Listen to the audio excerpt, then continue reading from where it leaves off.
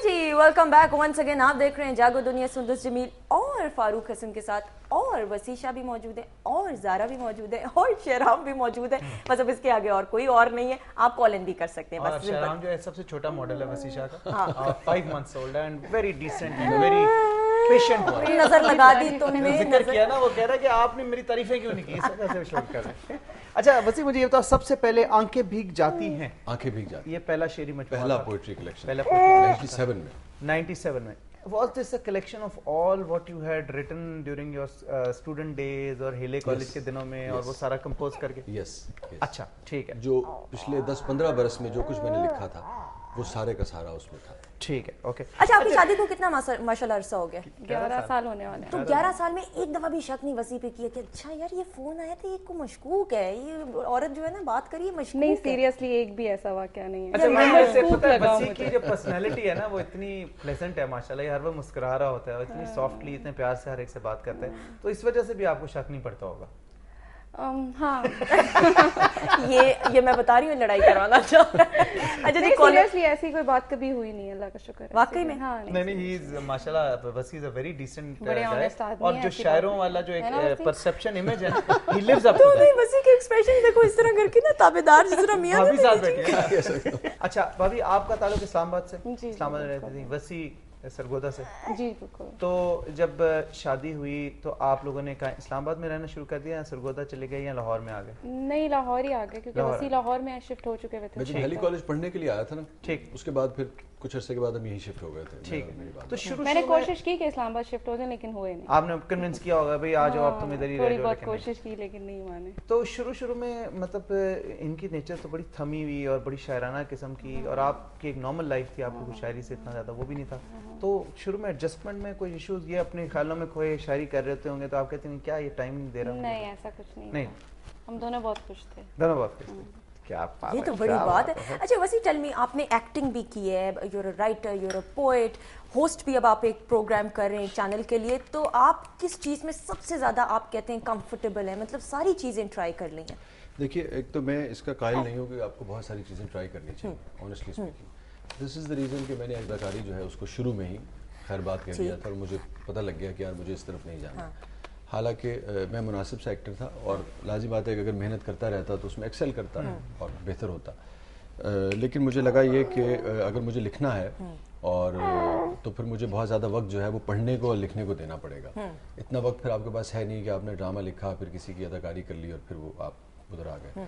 Show जो मैं कर रहा हूँ, वो जो कुछ भी मैं पढ़ता हूँ, या जो मेरी लिटरेरी जो सर्विसेज हैं अपने शोबे के लिए, वो बेसिकली उसी का रिफ्लेक्शन है। ठीक है। तो शो कोई अलग से चीज़ नहीं है, ये बिल्कुल ऐसी ही है जैसे आप आपस में हम बात वक़्त अदब पे दोस्त बात करते हैं, या अलग से हम बात करते हैं। मेरी चूँकि आदत अखबार पढ़ने की भी है, 3-4 अखबार मैं पिछले 7-8 साल से पढ़ता हूँ। करंट अफेयर्स वगैरह का जो सारा वो है, तो वो मेरे सब्जेक्ट हैं, वही उसी के ऊपर मुझे चूँकि बोलना पड़ता है। तो इसलिए मुझे नहीं लगता कि ये कोई अलग काम है। That is not something different जो आप कर रहे हैं। That is not something different। Otherwise मैं बहुत ज़्यादा, हमारे कुछ दोस्त 8-8, 6-6 काम करते हैं और उन्हें मुबारक हो, लेकिन मुझे लगता है कि स्पेशलाइजेशन का दौर है, और बिल्कुल बजा दौर है।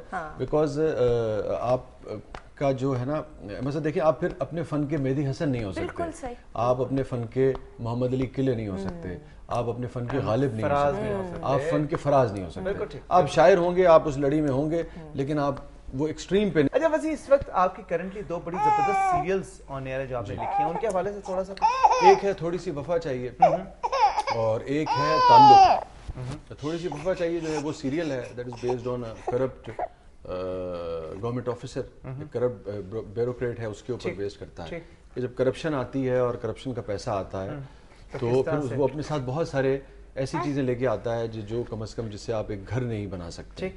और जब आप फिर उस तरफ निकलते हैं तो जो भी मर्द बेरारो हो जाते हैं, वो वक्ती तौर पे तो आपको बड़ी बड़ी वो लगता है, आपको नई नई कंपनी मिलती है, नए नए लोग मिलते हैं, नई नई ख़वातीन मिलती हैं, लेकिन with the passage of time आपको लगता है कि नहीं, जब आदमी ढलने पे आता है, उम्र ढलने पे आती है, तो आखिरी 20, 25, 30 साल इंसान को या मर्द को सिर्फ उसकी बीवी और बच्चे ही बर्दाश्त कर सकते हैं, जब वो अपने जवाल के ऊपर होता है, अपने जिस्मानी जवाल के ऊपर। तो ये उस कहानी का बेस्ड है, उसको बहुत अच्छा उसका रिस्पॉन्स आया। वैसे मुझे तो आप खुद एक पोएट हो, विच पोएट इंस्पायर्स यू?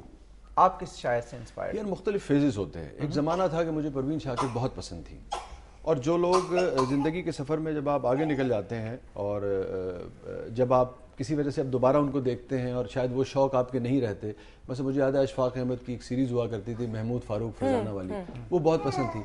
आज मैं शायद एक लाइन भी उसकी नहीं पढ़ पाता, लेकिन वो सब मेरी मतां हैं, हमने उनसे सीखा है। ये बिल्कुल ऐसी है जैसे नर्सरी का कोर्स या नर्सरी की टीचर्स जो हैं, आप कुछ भी बन जाएं, एक ज़माना ऐसा आएगा कि नर्सरी की टीचर से शायद आप बात भी ना कर सकें, लेकिन उन्होंने आपको टीच किया है, वो आपके उस्ताद हैं। वो ज़िंदगी का बड़ा इंपॉर्टेंट फेज़ है।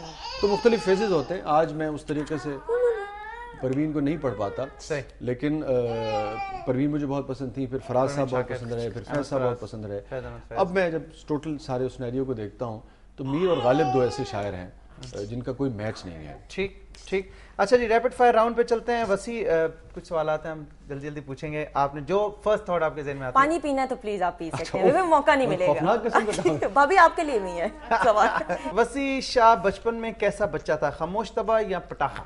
पटाखा। अच्छा। शुरली। उफ, बहुत शरारती। वसी शाह ने किसकी याद में इतनी रोमांटिक शायरी शुरू की? किसकी याद में? बता दें।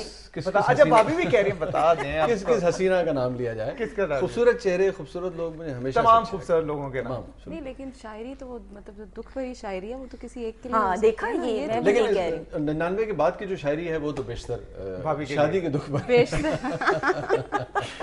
शादी मोहब्बत क्यों नहीं चाहिए या अरेंज्ड?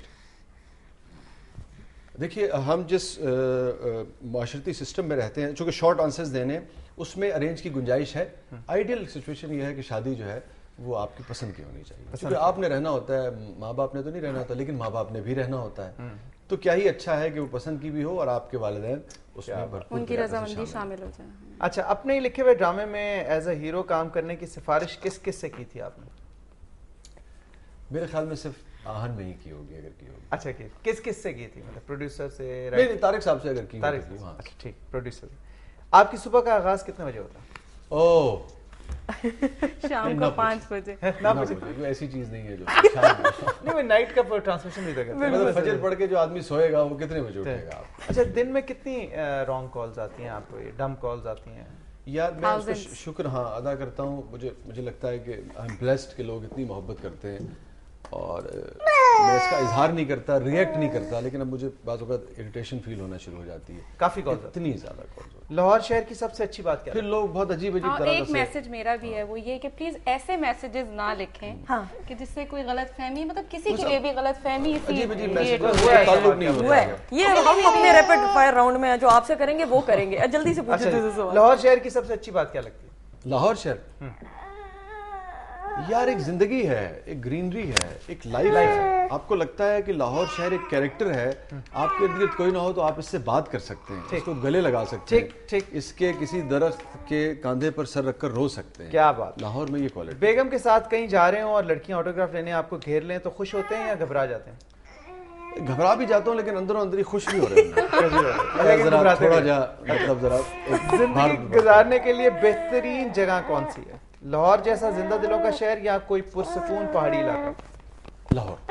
मेरे पास कई चॉइस थी अभी पिछले दिनों कराची जाने की, क्योंकि हमारा मेजर काम जो है वो कराची शिफ्ट हो गया। लेकिन आप किधर? खाने में पसंदीदा डिश कौन सी? माश की दाल। माश की दाल। अपनी सबसे बुरी आदत जिससे आपकी बेगम बेजार हो? बेगम मेरे ख्याल में यही फोन पे जो मैसेजेस आते रहते हैं और ये सारा जो है। अच्छा, अगर आप शायर और मुसन्निफ ना होते तो क्या होते? मैं अगर शायर और मुसन्निफ न होता,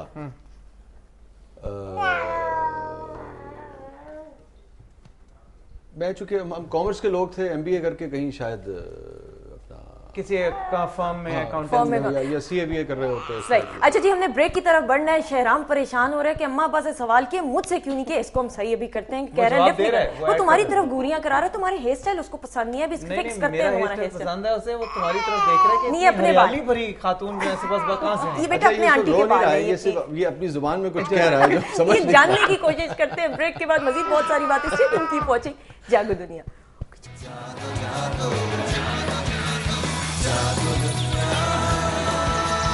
जागो